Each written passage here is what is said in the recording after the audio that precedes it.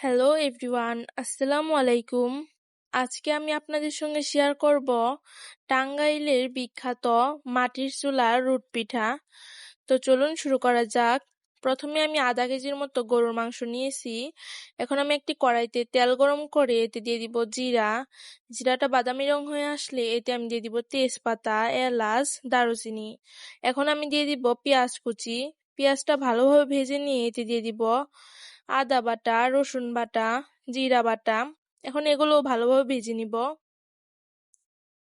ভেজে নেওয়া হয়ে গেলে এখন এতে দিয়ে দিব দারুচিনি, এলাচের পেস্ট এবং দিয়ে দিব হলুদ গুঁড়ো, মরিচের গুঁড়ো, ধনিয়া গুঁড়ো আর দিয়ে দিব গরুর মাংসের মশলা। এখন মশলাটা ভালোভাবে কষিয়ে নেওয়ার জন্য এতে আমি দিয়ে দেবো পানি। পানিটা দিয়ে ভালোভাবে কষিয়ে নিয়ে এতে আমি দিয়ে দিব গরুর মাংস। গরুর মাংসটা কষিয়ে ভালোভাবে রান্না করে নামিয়ে নিব।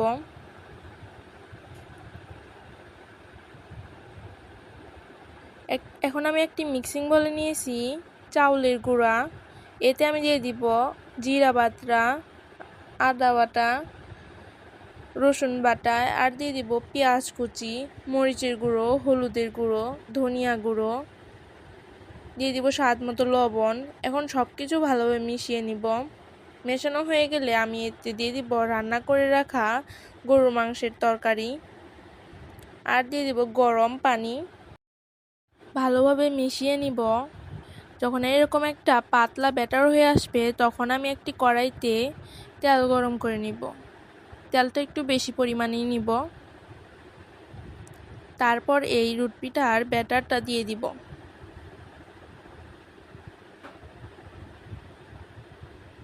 এরপর আমি এই পিঠাটার উপরে দিয়ে দিব কলার পাতা। কলার পাতাটা একটু বেশি পরিমাণে দিতে হবে। যত বেশি কলার পাতা দিবেন পিঠাটা পুরার সম্ভাবনা খুব কম থাকবে। এরপর আমি কিছু খড়কুটো দিয়ে দিব, শূলা দিয়ে দিব, যাতে উপরে আগুনটা ভালো ধরে আর বেশিক্ষণ জ্বলে থাকে।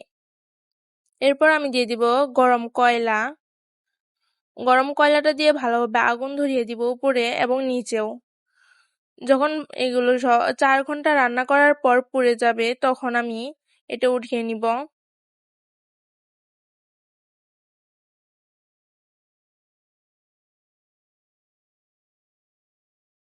তো আজকে আমার রেসিপিটি এই পর্যন্তই। আপনারা সবাই ভালো থাকবেন এবং আমার চ্যানেলটি সাবস্ক্রাইব করে দিবেন।